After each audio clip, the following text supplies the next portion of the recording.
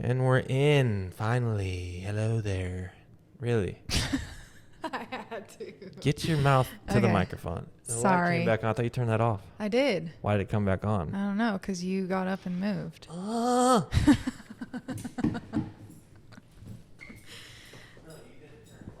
Yeah, I did. I clicked the button. Probably. Okay. So if this was time lapse, we'd look like we were sitting here for 1,000 years. Time last. Time lapse. This technical difficulty sounds very difficult. I know, I'm already over it. Okay, let's go. Your patience level is very, very low. It is low. Talk into the microphone. Okay. There you go. Oh my God. Literally, we sat here trying to figure out why the levels are so wrong, and you were doing this. Cheek talking. Blah, blah, blah, blah. So we have this painting here I did today. And you were saying what? That it made me uncomfortable. And why?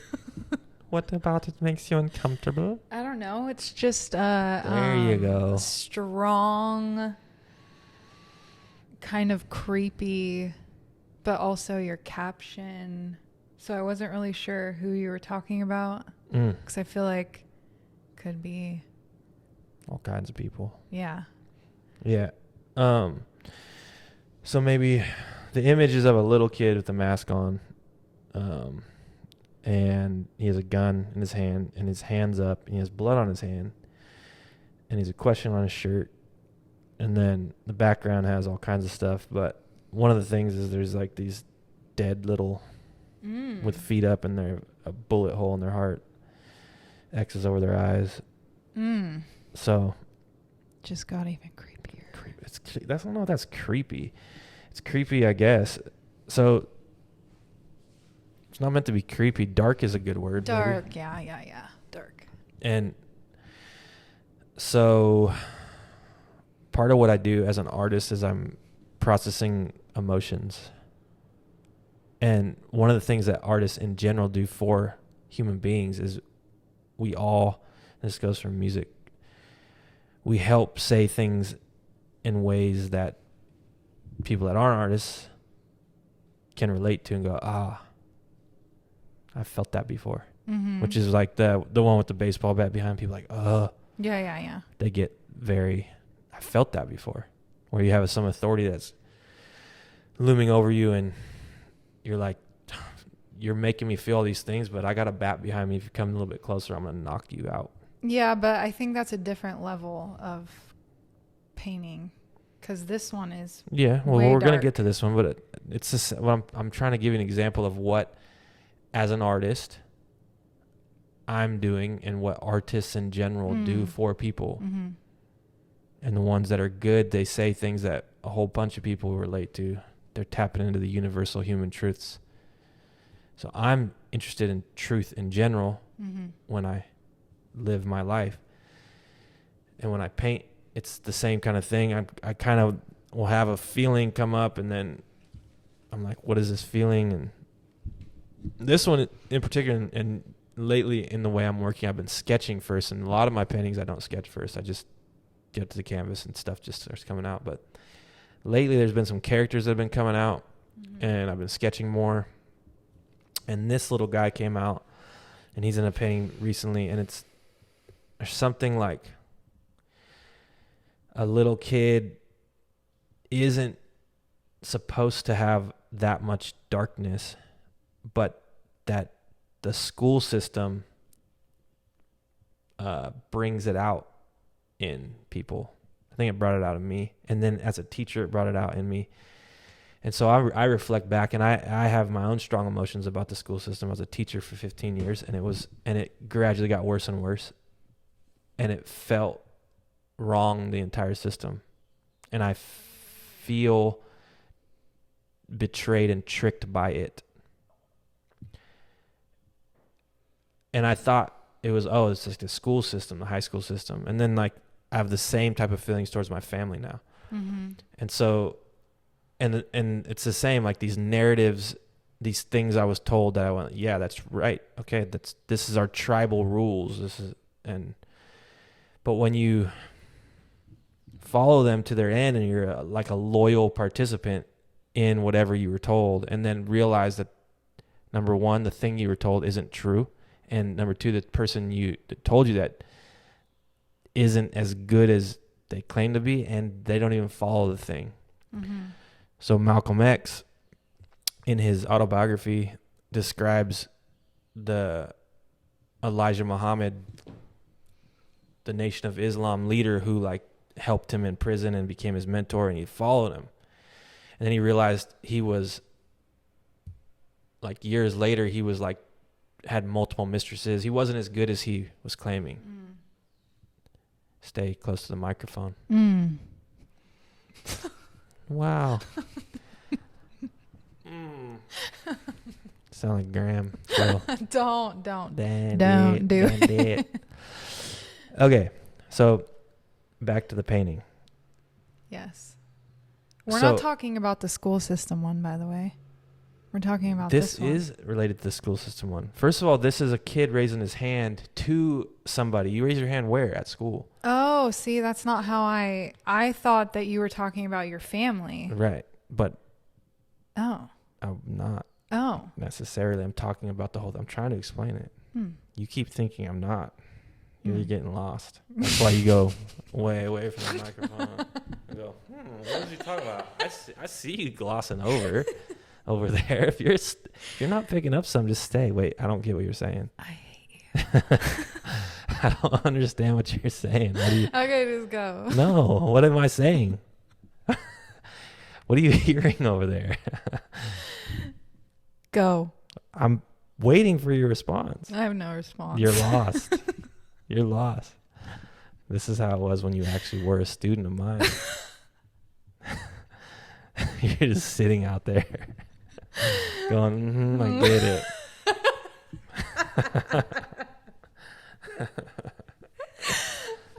Okay. Okay. So, wow. I knew this was going to be the thing. This is just, we're going to have a podcast of this every episode. Okay, continue. I'm going to talk and you're going to giggle. I'm good. No, you're not. I recovered. Okay. So there's a certain innocence to kids, and that the school system warps them and us. And I was a part of that as a student and as a teacher. And I just started seeing the mass harm that is being done there. Because one of the things so families and school systems are institutions, and that they get put on a pedestal in our society. And so families done right, because there's more freedom in a family. You can do that a lot of different ways. Done correctly can be really good. Done incorrectly can cause all kinds of problems, and does. Saying the school system's a bit different. Learning things and teacher and student relationship and that kind of thing is really good in throughout history, and we sort of tap into that as like, yeah, what's wrong with that? And it's like, well, one of the major things that I found wrong with it is that the free will aspect taken away from students, especially as we get older into adolescence. We are forcing kids to go to school. It's a compulsory thing, meaning you by law you have to go, or you got to homeschool your kids, which is a whole thing, which is fine. But like the majority of people are like, you're stuck working to make in our society, and then therefore, like, if I'm going to live at a certain level, I have to send my kids to get babysat, basically. But there's a like glorification of the school system. We got saints, working. They should get paid way more than they do, and they labor away like Mother Teresa and Gandhi. Every teacher is just doing things just for the good of humanity. It's almost replaced the like church. It's this place that in our society gets put on this like, yeah, education. Oh man. Yeah. That's where the real work is done. The problem is I lived it. I was in it. I saw it It's not that. There's the narratives and falsity in it is extreme. It's like I don't know, like thinking that when you tell someone that they're working miracles or like doing some high level thing, teacher, oh man, they start to believe it, drink the Kool-Aid. And now their ego is really big. And the worst thing about people is big ego. Mm-hmm. So a lot of teachers get a big ego. Mm-hmm. They're not examining their belief system. They have a bunch of kids that have to be there in front of them. They think that what they're doing and their role is way more important. And by the way, people that become teachers usually did good in school, and they were the kid up front that bought into the system the most. So they become salespeople for the system. So even having this conversation with teachers is like blink, blink. Like, what are you talking about? You're a bad person for bringing up that we're worshiping this thing we shouldn't. And I'm even going, maybe just look at what you're worshiping and what you're teaching, and is it true or not? Mm-hmm. Is it true that school saves your soul? No, but they're sort of putting that out there as an answer to life's difficult question of why are we here and what's the purpose and is there a God or not? And the school system, by and large, goes, here's how to answer that. If you're a good student and you work hard and get a good job, you will feel better, you will be better, you will live better, and you will be successful. And what I have found to be true is none of that stuff matters if your soul is lost. Right. And that the real answer to life isn't material success or worldly success. It's getting connected to God, which you can't even talk about in school. Mm-hmm. And there's a separation of church and state law that says like church can't be within schools.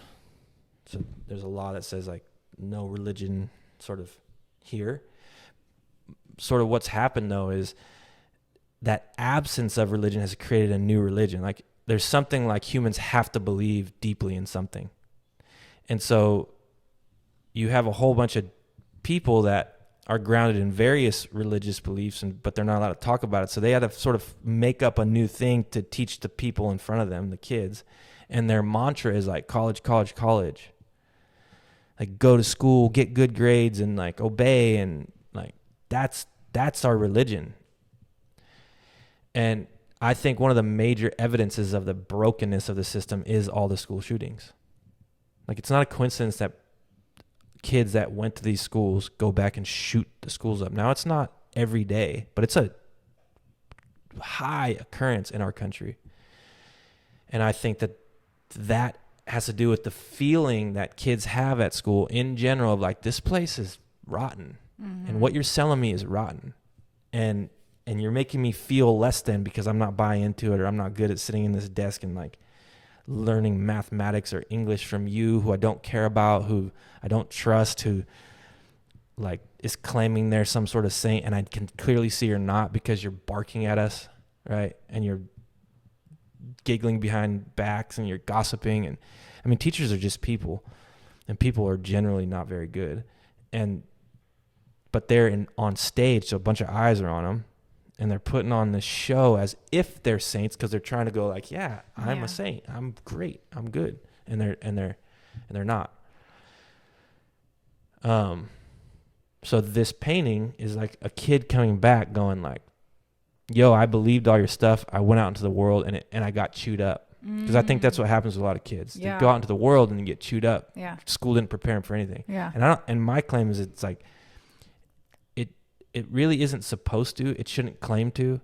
It should stay in its lane way more than it does, and it should be over at least the compulsory part way younger. That's sort of like because people are like, well, what's the fix? I'm like, well, stop making it that you have to go by law at age 12 or something. After 12, now it's no longer a law. And then everyone's going to be like, well, what do kids do from 12 to 18? Well, what do they do at 18?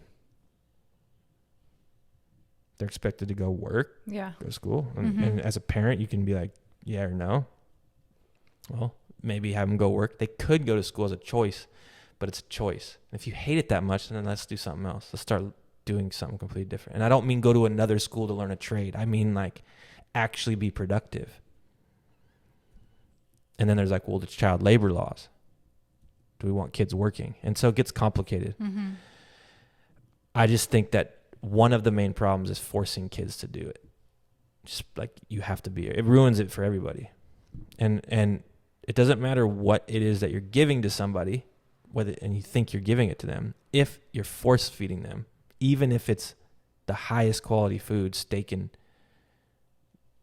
chocolate cake, whatever, but they don't want it, and you're making them eat it, then it ruins the thing to a point of it's like torture now rather than a gift. Yeah. Like chocolate cake is a beautiful thing in the right context, and so is steak in the right context or whatever it is, but it's in the wrong context, you can use it to torture. And I think that's what's going on. Like there's nothing wrong with English and math and studying history, but being forced to ruins the thing. So like all the great works of literature that were like making kids read, like Catcher in the Rye. Catcher in the Rye, Holden Caulfield is a kid like this who's seeing all the adults as super phony. Mm-hmm. Okay, well, I didn't read that book till I didn't have to read it. I read it when I was out of school, and I read it, I'm like, this is a really good book. Wow. And it's speaking to something super true to the people that are making me read the book in high school. I don't know how I missed it in high school, or I might have read it and then forgot or something, because you just cheat, right? Just read as fast as possible and just take a test. Like it doesn't matter what you're reading. It's like some little old lady told me to read it, and like, okay, to get an A, like, brr. Yeah. Anyway, this is the feeling of finally figuring out that you've been betrayed by your tribe. And then you want to go back and get revenge or address it at least. But now you flip to the authority, because when you're in it, you're a victim of, you're just the lowest level. Teacher, the lowest level out of all administrators and principals and bosses. A student, you're the lowest level, period. And so how do you get the power back? Well, you come back as a menace. You come back right now, that same teacher that used to tell me to sit down or be quiet or you're not going to make it, like now I get to be the bully. Mm-hmm. That's what the gun represents. Like, now let me do damage.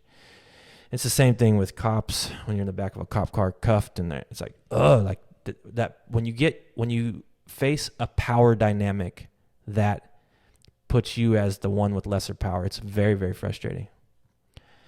And that's one of the things that injustice of an immoral, broken world, that every human feels it at some level.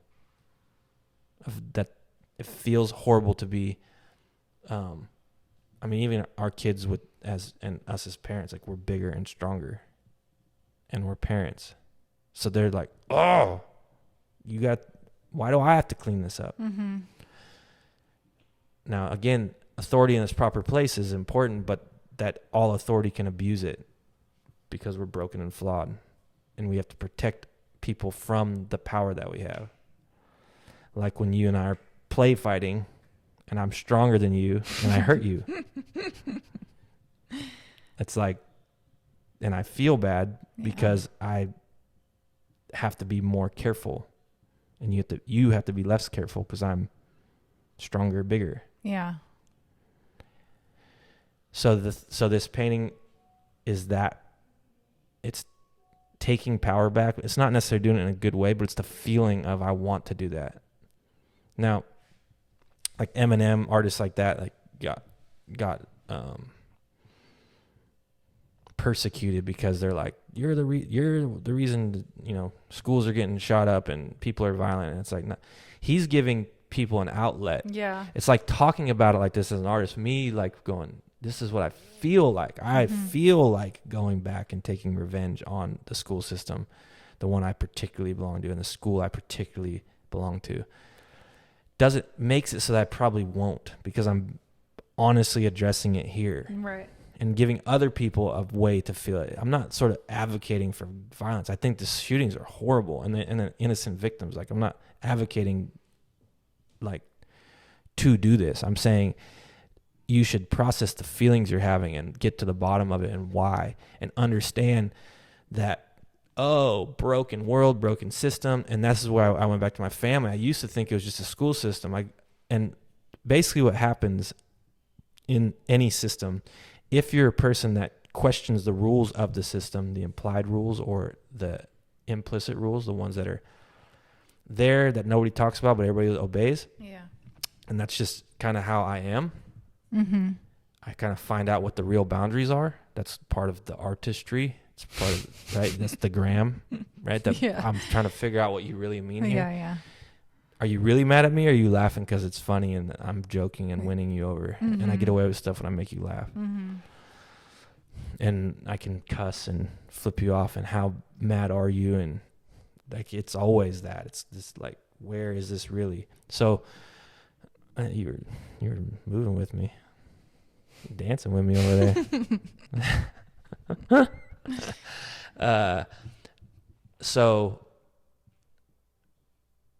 I tend to be that. I'm like a questioner and I'm honestly trying to figure it out. I'm really trying to figure it out, but I'm just doing it in a way that's honest. Mm-hmm. Because I'm not a little kid anymore. I'm just pushing boundaries for the hell of it. Yeah. Right. And people think of me that way. And so the system turns on me. The people that want to believe that the system is perfect as it is, let's celebrate the perfection of it. That's ego. Ego in an individual or in a system, a group, is like, we're perfect.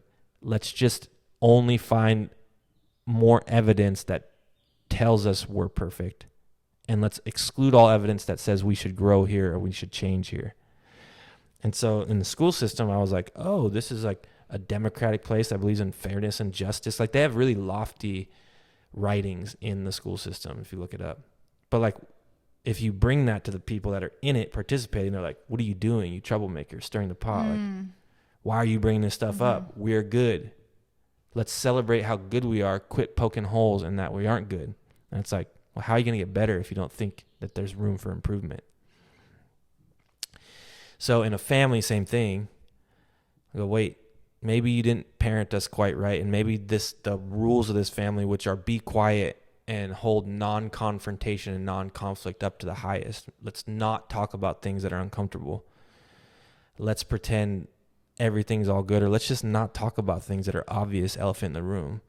And let's just allow people to be abusive right in front of us. And then let's think people are being abusive, but they're not, and just hold on to it and sit there and brood over it. And then when I have my chance, like, go, aha, I thought this all along. Like, well, okay. Right, that kind of thing. So I started realizing that this was not just a school system. It's any system. It's all hierarchies. It's all groups of people that are grouped around something that isn't actually the Holy Spirit, isn't actually God, isn't actually about Jesus. I think that humans will always fall under some weird tribalism laws, and they're all broken because they're putting judgment into the hands of humans, and all humans are flawed. Yeah. That's what I started finding out. And that's this. So this wasn't me coming back to my family necessarily.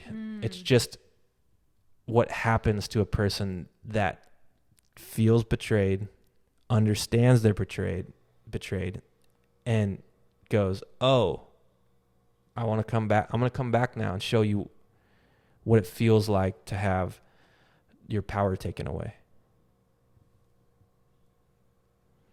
And the mask is like it's like a mirror to the people, because most of these people are clowns. They're just, a clown is in the bad way, is like it's like a joke. Like, they don't even believe their own thing. Yeah. They're just putting on a show. And it's like, that's what that mask represents. Like, oh, you guys all have a mask on. Well, I'm going to put one on and show you that your own mask of like clownery or, chaos that you have put. And so I'm just going to bring you the thing and shake the system up. And again, there's like school shootings, people go, I don't get it. Why? And I'm like, I think I get it. They're wrong. But they feel They feel the injustice, and they feel the like they don't really belong, and they feel the tribe ostracizing them and judging them, and there's no real place. And then they feel like, well, cool, then if there's no real rules and I have no real place and like I don't fit in, then like I'm going to show you guys how clowny your whole system. I'm not going to play the game. I'm not playing this really horrible game of like trying to be the most popular, trying to have the most likes on Instagram. I'm just not going to play, and I'm going to ruin the game for everybody. It's something like that. I mean, look at what happens with, again, Graham playing a game and he doesn't feel like he can win. I'm just going to bat the whole game. Everyone doesn't get to have fun. I'm going to throw pieces across the room. That's all that people are doing. They're just doing it with huge consequences in real life. They're throwing a fit and angry, but they're really feeling an injustice. So this is called I Have a Question. So it's something like this kid never felt heard. He never felt seen. He felt less than, and he goes like, you made me feel that. So I'm gonna come back and I'm gonna finally have a day where I get to ask questions and you're gonna hear me, because you don't have a choice, because I have the gun. Something like that. That's it. So all the damage is from what people told him to do? No. Like the killings? Yeah. No.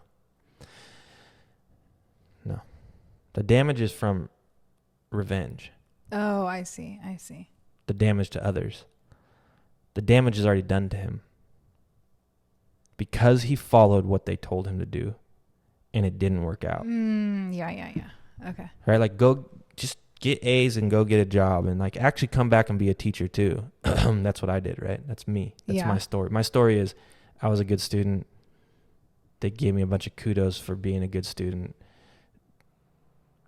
I continued on because I felt safe in this place. I became a teacher, and I started feeling less and less safe. The more and more I was like trying to figure stuff out, because I just kept learning. Yeah. I kept learning. Like once I got out of school, I actually started learning. Is kind of more like what happened. It's like I had enough, because when you're in school, it's almost like, let's keep you so busy that you don't have time to actually like learn. That's just a weird concept. Yeah. Like my mom thinks I went to college and got brainwashed.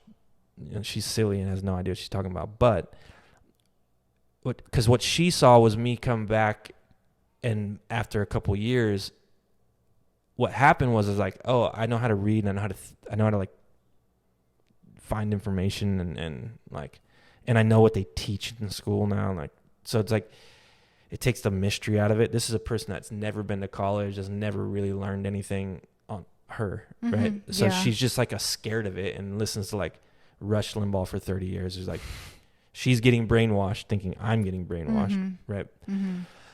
And is always victim. And so anyway, she sees me start talking about some political ideas and start questioning the status quo in society. This is in my mid-20s. That all happened while I was a teacher, once I was done with school and I had time. I was single, and I'm like, felt the wrongness of myself and the whole world, and like this all didn't work out. I started feeling like I became a teacher. I'm good. I don't feel successful. I feel super lost, super lonely, super weird. But because I'm good, it's not my fault. Let me find out the fault in the world. So you look, there's plenty of them, right? So I'm like, corporations are horrible. The political system is horrible. People are too sheep. Like, all the problems out there, not me. Right? Well, none of that came from college. That all came from me, like, listening to Noam Chomsky, who's like a political dissident after college, when I had time to actually read stuff I was interested in, or like reading The Catcher in the Rye actually at that time. I read Malcolm X at that time. I started reading because I was interested in learning in the world, and I knew how to read, and like no teacher was telling me read this. So I was picking books that I wanted to read, and that's where things started changing. I was like, I learned everything that the sort of system told me to learn, and I tried it, and it was bullshit. And I'm like, okay, well, what's the answer then? Because it's not this. This is stupid. And then I met Sanchez, and anyway, so that tribe sort of kept their mouth shut, but the whole time they're going like, you're changing for the worse, and I'm gonna be nice to you and not like try to wonder what's going on.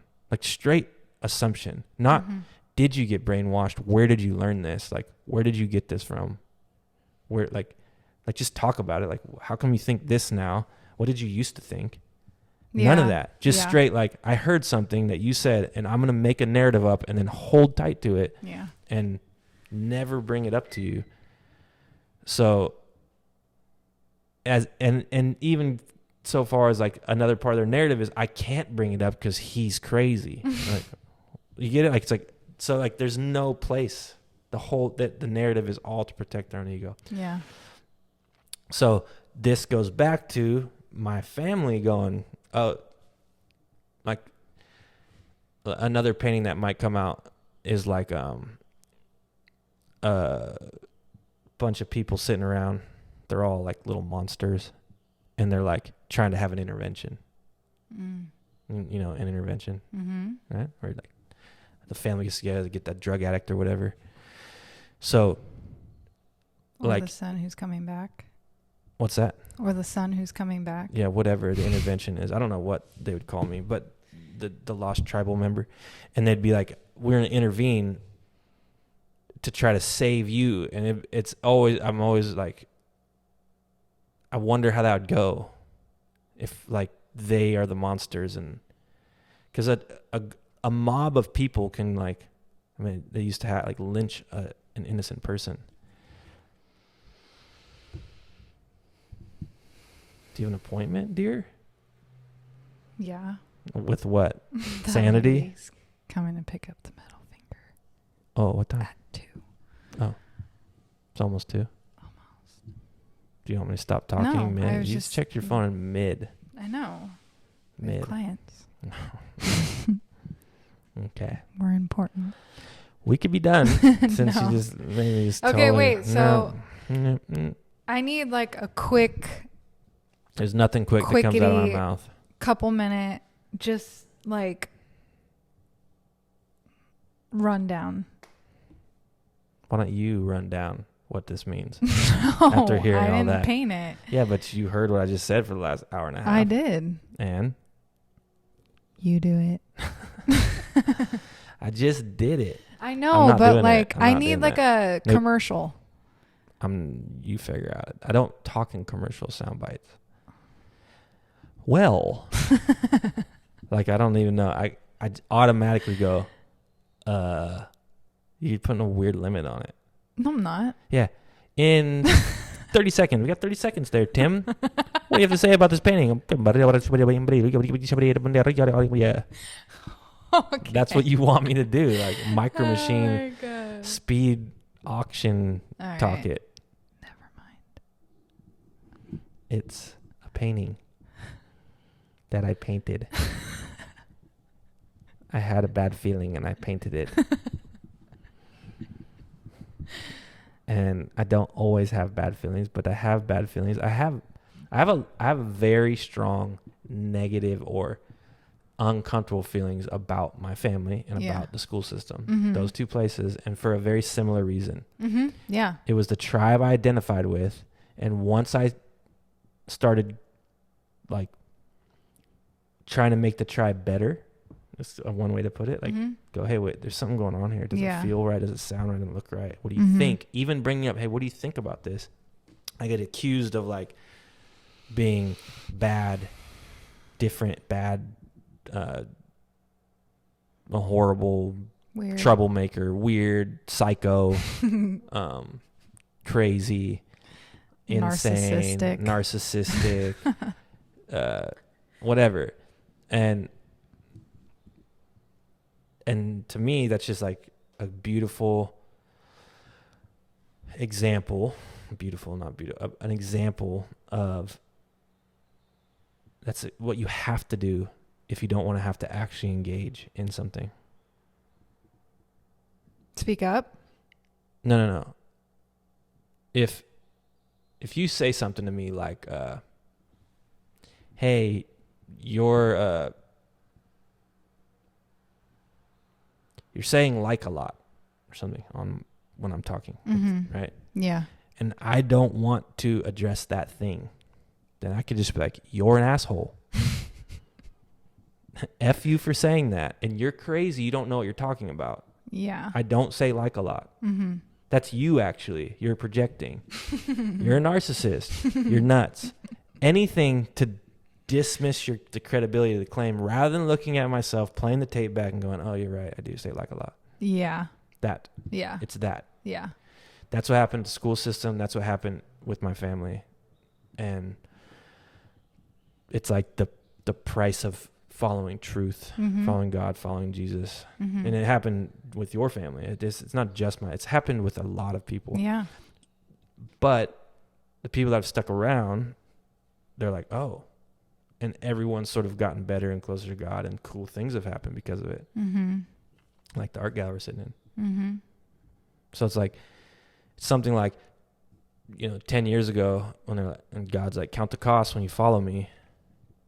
And I had no idea what the cost. It's really hard to count them, but it's sort of like lose everything you know to gain the gifts I'm going to give you. I don't know, looking back, if you're like, you're going to run an art gallery one day and be an artist professionally and like get paid to do this thing that I'm calling you to and that like feels important and meaningful and that like soothes your soul. But with that cost is you're going to lose your family and people are going to hate you over it.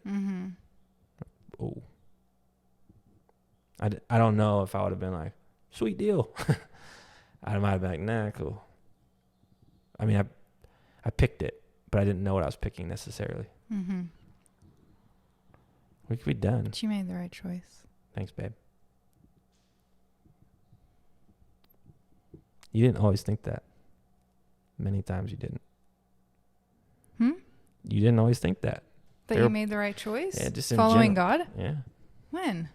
When it got hard, when your family was fighting and you're like, do they have to follow my rules? Do they really have to follow my rules? Yeah, that.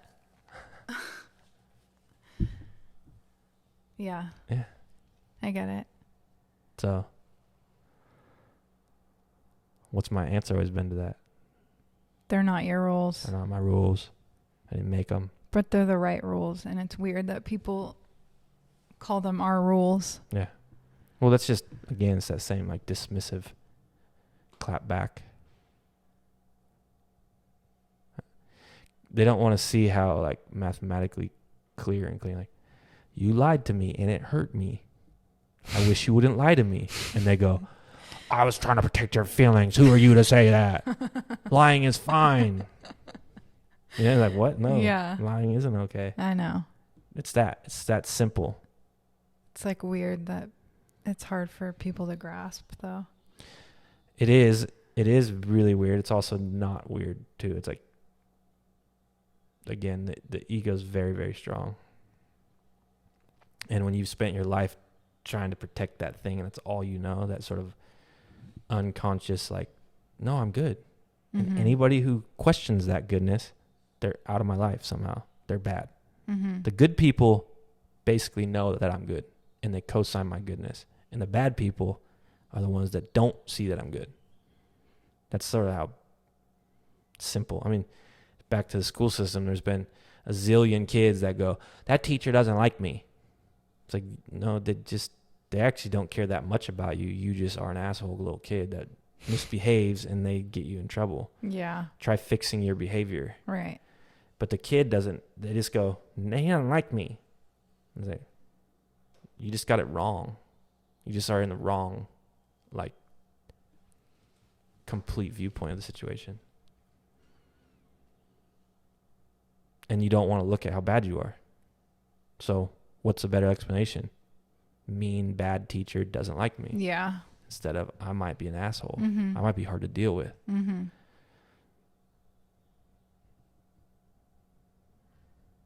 So when you go, it's weird that people are that way. It's like, well, we're all that way on some level. It's just a matter of how much we are aware that we're like that. Yeah. Like you didn't know that before I figured it out. And I didn't know it at some point. Yeah. And then through that, and it's not necessarily easy when you're in the middle of it, when your emotions are high and you're trying to protect your ego with your whole being. It can get violent. Mm-hmm.